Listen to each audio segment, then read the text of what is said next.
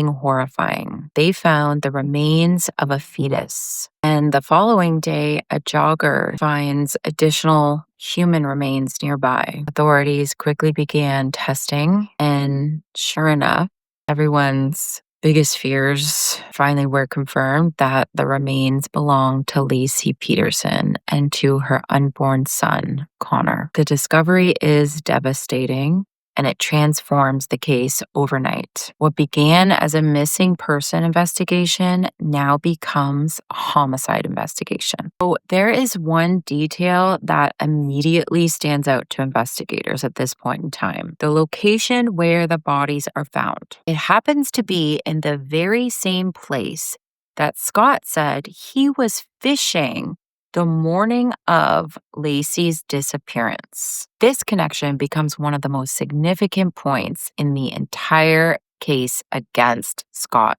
Peterson because it ties his timeline directly to where Lacey and Connor were ultimately discovered.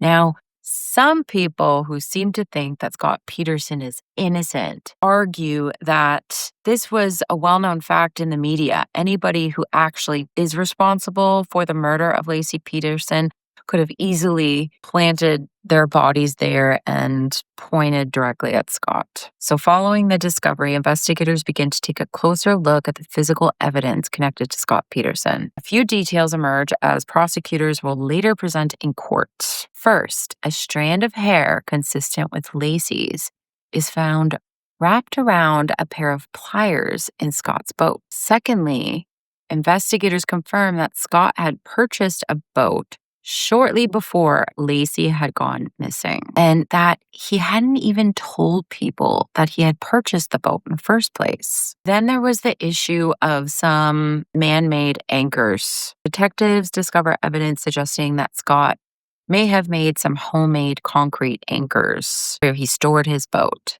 However, when they examine the boat, only one anchor is present. The others are never recovered.